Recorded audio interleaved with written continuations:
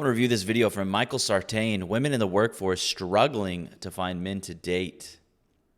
Here, real quick, please. You're a girl and you're beautiful, smart, hardworking, and driven. You are most likely single right now. And all the guys are gonna get pissed right now, but it's so true. I honestly just think the options are so limited because hear me out. So like as a girl, you want to find a partner that exceeds you in every single area. So like you want someone that looks better than you, is smarter than you, is more hardworking, has better like social characteristics. Like you look for a partner that has like better qualities than you, or at least like meets you. Doesn't sound like a partner to me. Sounds like a superior.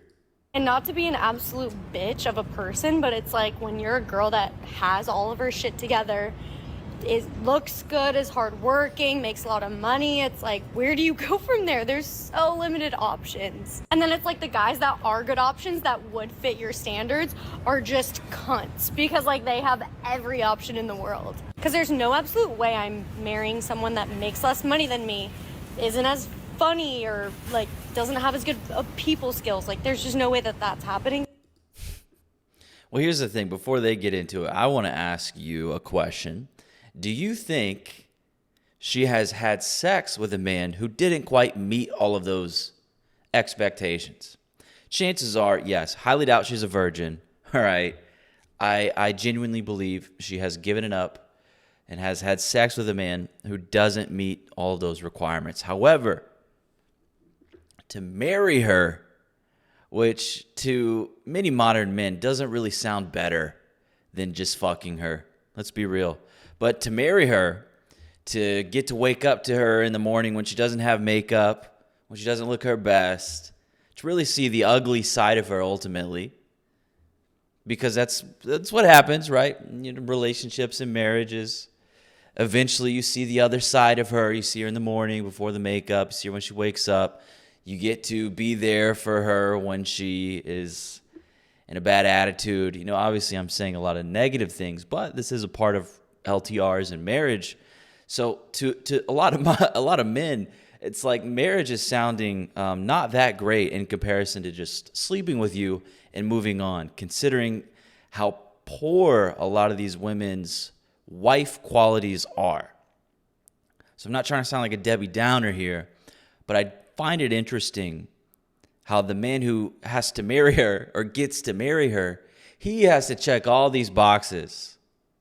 But it's not like she's saying, in order for me to have sex with a man and marry a man, he has to meet all these things.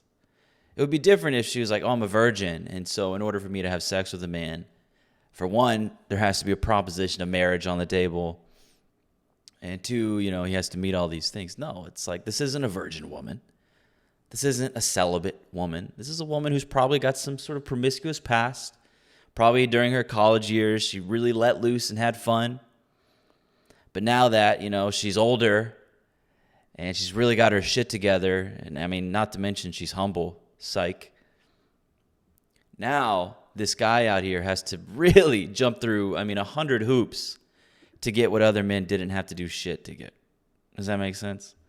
So it's interesting, and even though this observation isn't really what the female imperative would like to hear, because they want to, you know, have the right to exercise these things, because basically all of it benefits them in certain ways, but I'm still going to make the observation and say that this is what's happening, right?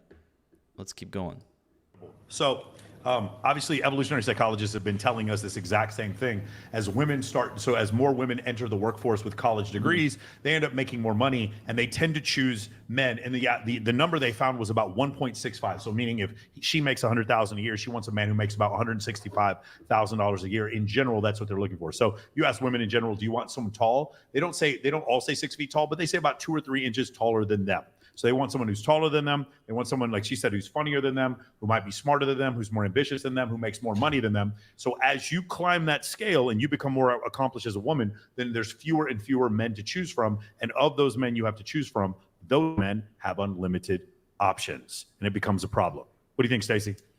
And those men are saying, fuck American women. Let me go see what's good abroad. I don't know. I don't understand why a man with all that going for him, or any man for that matter, would really want to be with an American woman. And I'm not trying to bash on them like too hard right now, but it just doesn't make a lot of sense to me.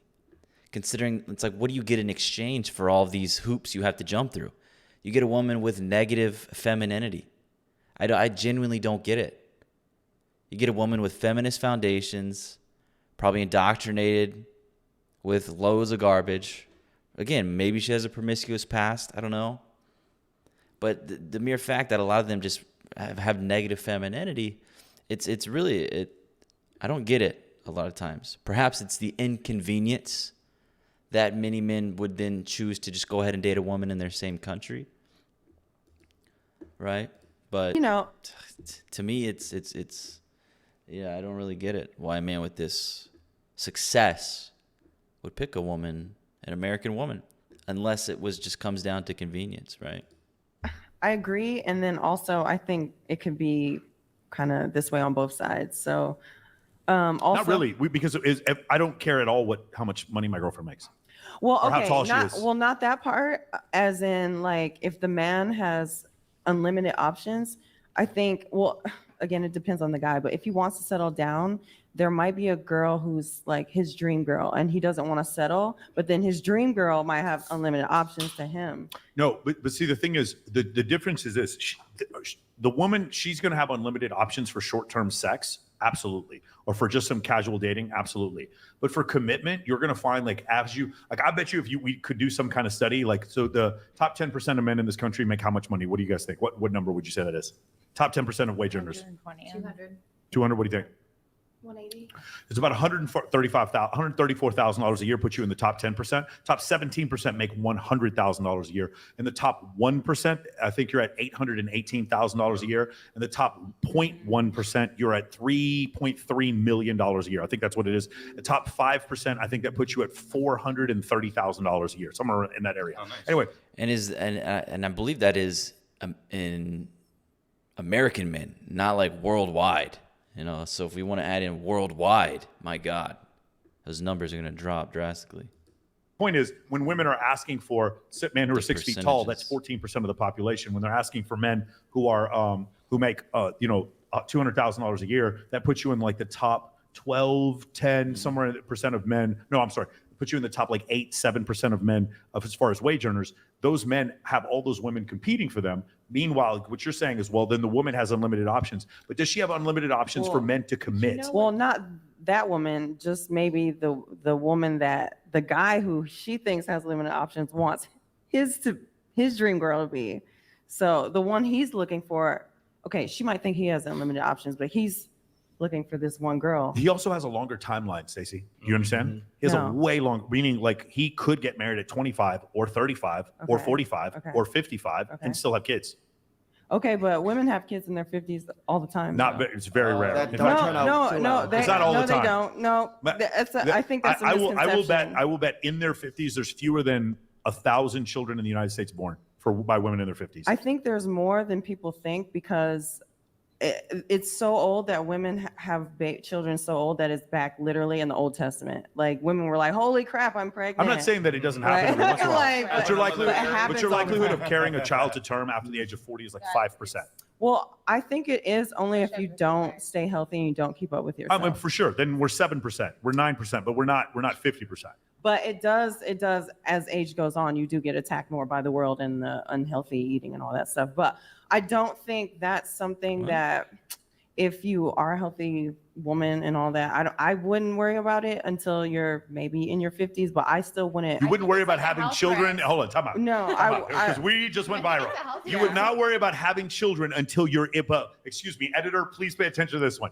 You would not worry about having children until you're in your 50s? Yeah, I think society places this pressure on women to hurry up and panic. And I don't think it's society. I think it's Charles Darwin. Well, I don't think it's Charles Darwin because I also don't believe in evolution. I think it's fake. So, you think evolution is fake? Keep going. Absolutely, evolution is fake. By the way, before anyone says anything, my first bachelor's degree was in astrophysics, and I switched it to theology after 2 years. So I've been in science and physics and anthropology and all that, and evolution is fake. So, but I would just say that as a woman who has been dated and in relationship and all that other stuff, but I'm just someone who also, no matter what society has like, hurry up, you need to have a kid at 20, at 25. Like, Well, I I've understand never that, but what tripped you're on talking that. about is a feeling, and I'm telling you definitively, the probability of you having a child at 50 is less than 1%.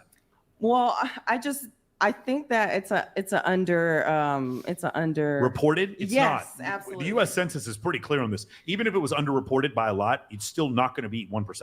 It's not even going to get. In fact, I'm sure it's a fraction of 11% likelihood of that happening. In my theology degree, like when I was like 15 years ago studying this, I've heard a Mormon chick in the Mormon church. She just had like her 7th kid, and she's like, yeah, and I'm only 43, so I'm still young, so I'm going to have children. Like I'm just Well, going to you're have dealing with babies someone and who's all this. extremely fertile for sure, but they're probably outside the deviation. And having a child at 40 is not impossible. And we're still in the 5% range, right? So she thinks because she knows one woman who's having kids into her 40s, she thinks all women can do that. That's how her mind works. It's still a possibility. At 50, it's extremely rare. Well, it's more likely you're going to go through menopause and have a child at 50. Correct. Well, this is the whole thing. This is what I'm saying. Everything you're saying to me, I'd be like, yeah, but it's still possible. So I would say that the women that freak out and panic, which is what it sounds like really society, because it wouldn't matter if the woman really thinks she needs to have a kid because of time and age. If the universe does not bring This is a woman who thinks her feelings override correct, like biology. This is pretty wild, actually, this chick. her child, then that's what's going Stacey, to if happen. I abused my body by taking steroids for a long time, let's just say I started taking anabolic steroids, Yeah. and then I said, and then your response was, hey, do you know if you do this for a while, it's going to enlarge your heart, probably your internal organs, and you may end up dying earlier, right? That's a legitimate warning. But the world is telling me to not take all those steroids. And you watch Rich Piana, you know all those videos. It's like, I'm not stopping taking steroids. Yeah. And you know what? You know what's cool about Rich Piana? Anybody? He's dead. He died because the steroids That's killed him. not the same And it didn't as matter what the chicks world. It waiting didn't matter till what the they're world told 45. him. The reality is, he took too many steroids and he died. Yeah. So the See, reality of that's the situation cool. is, if you wait till 50 to have kids, Stacey, I like you. That's why I'm telling you this. But I'm Do saying, not wait till you're 50 to have kids. a Stacey. man taking steroids till his brain explodes is not the same as a Mormon chick being 43. Like, I'm still young. I'm going to still have a lot of babies. But we're talking about percentages. We're talking about mathematics. Like the percentages, like the likelihood of you being able to carry a child to term at 50 is it's not only unlikely, it's dangerous. Well, I don't think it's dangerous because women have it But you all keep the saying time. you don't think it's dangerous. Well, It's like, women don't do it all the time, and they have perfectly healthy children. in their Again, 50s. there's a lot of data showing that they don't usually have perfectly healthy And, children. at 50. and you can't really talk to people like this. You really can't talk to them because no matter what you say, it's just, well, I think, well, I feel. Actually, I know someone. I have this experience happen. I know this guy, this woman. A friend of a friend told me about this one story that happened 20 years ago, and this woman actually had kids at 47. So, you really can't talk to people like this. You can't have an adult, a real conversation with them. Well, This is a fascinating conversation. They don't in their Is 30s it? either. Sometimes they have a lot of problems in their 30s. Sometimes they have a lot of problems in their 20s because they eat like crap, and then they have I think they terrible might not eat children. like crap and still have a problem. Stacey, Yeah. is the Earth flat? no, the Earth's not flat. Okay, I just want to make sure. I'm just I trying to I want to see how far this is The whole going. point being, this whole pressure is of society saying, if you don't freak out, like you don't have it before you're 50. I think you can have children like in your 20s and not be freaking out. What is this study? That's the CDC. Well, everybody knows for this fertility rate, but I'm saying it's not something that you need to freak out and force your So at life 40, to be it's psycho below. about. It's below 1%. Like we're talking 1%. We're talking about or the fertility rate at these area up in the 30s right here. So after 30, one you start to child. see it, Yeah, yeah. one. Okay, so then after that, it drops to like next Okay, to nothing. so after that. should like so around should 45 the, is like so not should measurable. the No, female it's- so should There's the this female thing called freak menopause out, and Come on. perimenopause. sleep with anyone Yes. and to hurry up and get a child No. in order to ruin her life. Stacey, what she could do though is make good decisions in her early 20s to pick someone who's and good. that's what she's talking about, the girl on the screen. Yeah. Even if she does, it's harder to find the dude because it gets a lot harder. Or you So you can't force either way on her. or you could be reasonable and recognize that the average man. Hold on, guys, real quick. Or you could be reasonable and realize the average guy in the United States makes $60,000 a year and is 5'9". Like that's the other option, is to actually reasonably choose somebody who's across Well, from you. that's fine too, but if she's just not in love with any of them, then she's not in love. She's not going to force herself to be with a guy who to her is I totally average. understand. And you know what would happen if women That's don't not want to gonna have happen. kids because the men don't, because they don't fall in love with the men they meet? You know what happens? The fertility rate would go down. Does anyone want to know what's happened to the fertility rate? Or the marriage rate? It's plummeted. And the reason why is because of what you're saying. I actually think if enough women believe in what you believe, there'll be 1 billion people on this planet here pretty soon. And I didn't believe in this shit. I really thought Elon Musk was way over exaggerating this stuff. But the more I listen to women being like, no, we need to wait till we're 40, I'm like, we don't have a fucking chance. Because you it's might not that have I'm one kid at saying 50, you but you're not going to have two. I'm not saying that you need to wait till you're 40. I'm saying that you don't need to force yourself into a relationship because you haven't found the guy that you're in love with yet, because society is telling you, hurry up and have a kid Then before just don't you're have 45. kids. Then just don't have kids at That's all. not- it's Then not just gonna don't- happen. Then Stacey, then just don't have kids at all. But It seems like, a woman like this thinks it takes an entire lifetime to find a man worth loving. If you look at, I don't know, like your grandparents or even your parents, chances are they found their wife or their husband relatively early. It doesn't take an entire lifetime to find a man that you love. She's talking like on average. Well, it takes a long time, even well into your 40s. Look, if you haven't found someone that you can love by the age of 40, the problem is you, right? And this is like, it kind of seems like that's what this woman is saying. She wants to have the luxury or the right or the ability to put it off as long as she wants, well into her 40s and shit, even 50s. She feels like she wants to have that much time to do so. It's like she lacks urgency. And I think it kind of boils down to her not really being used to that feeling of like, urgency to do something, urgency to get something done. It's like being held to a sort of standard. This is what this is. She doesn't like that. She thinks it's not okay. She's like, no, that's not how this works. Because it's not politically correct. A woman's fertility and the timeline she's on, it's not really politically correct, is it? It's kind of offensive to them, really. So, a woman like this, she's just completely turning her head at truth and is just saying, well, I can wait as long as I want. I have that right.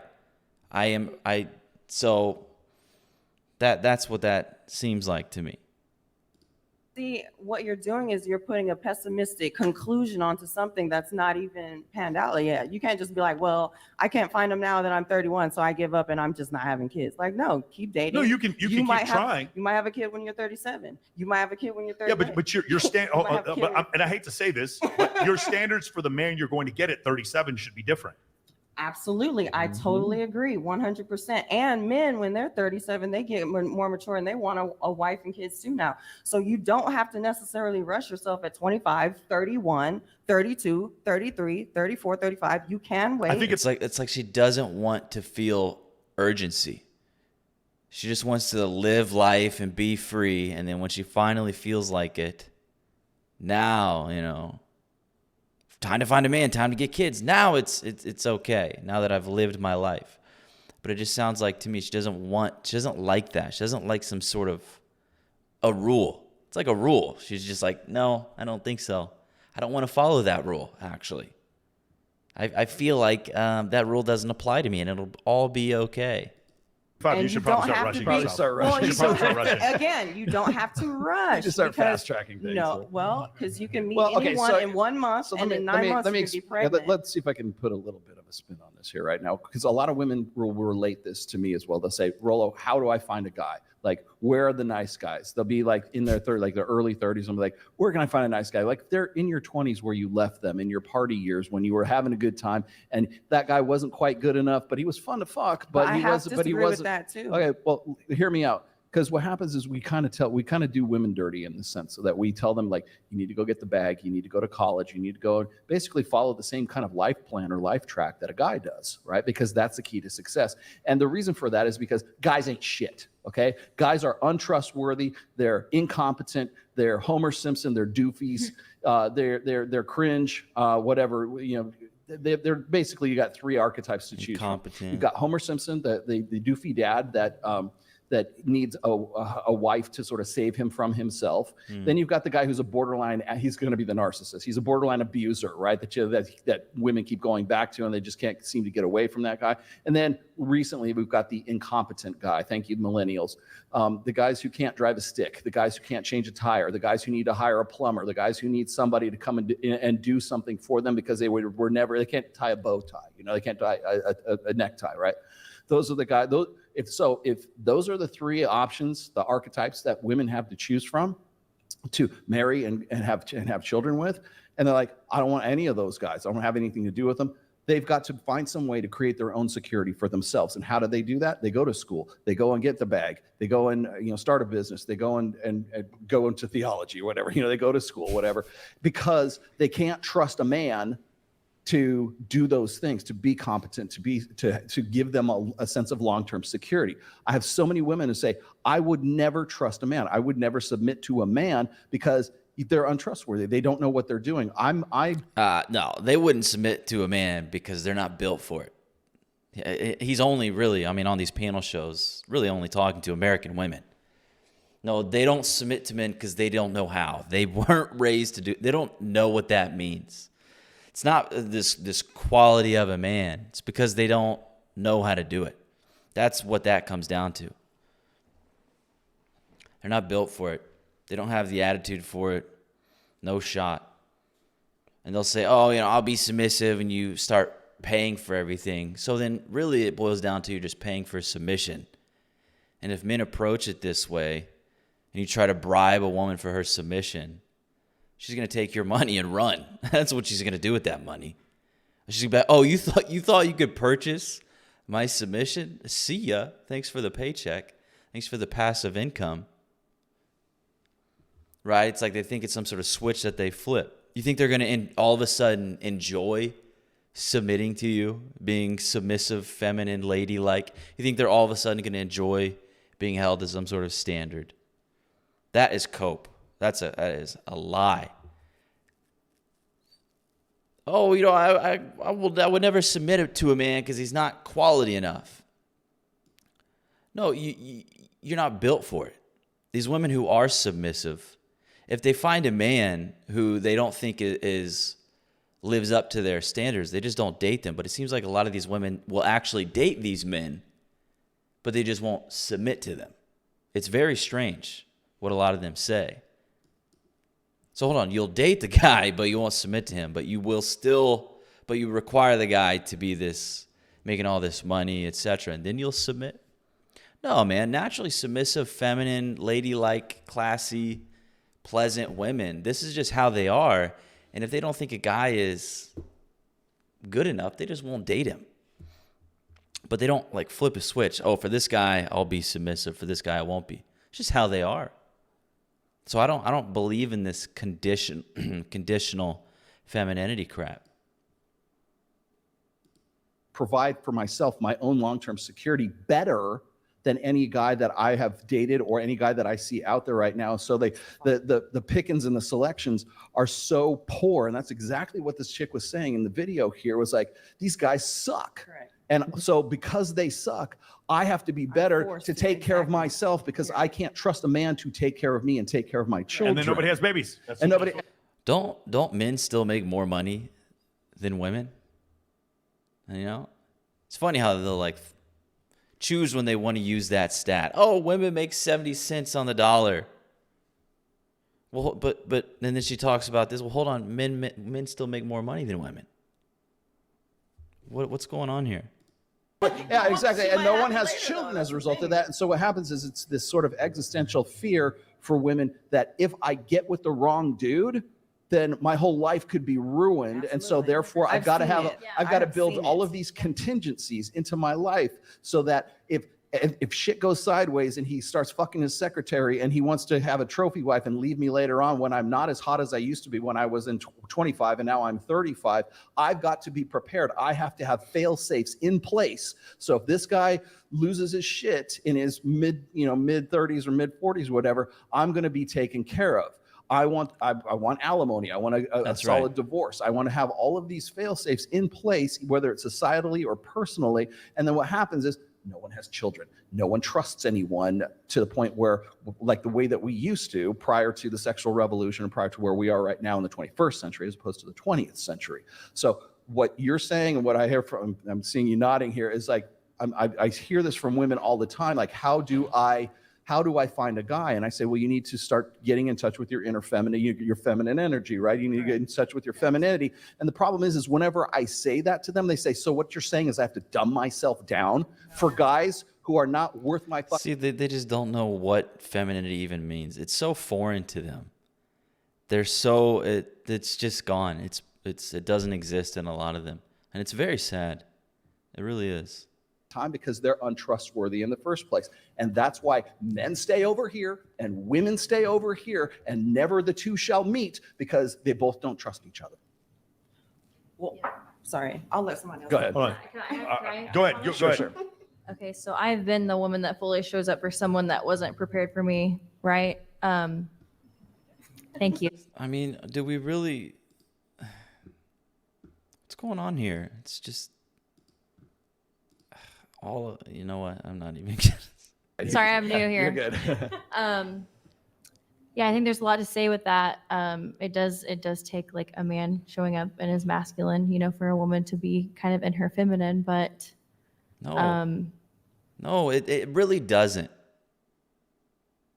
No, that's such crap.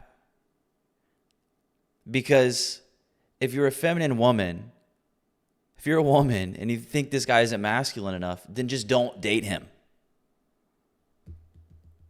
That's really it. You don't require something in order to be something. If a woman is feminine and she thinks this guy isn't masculine, she's not going to date him.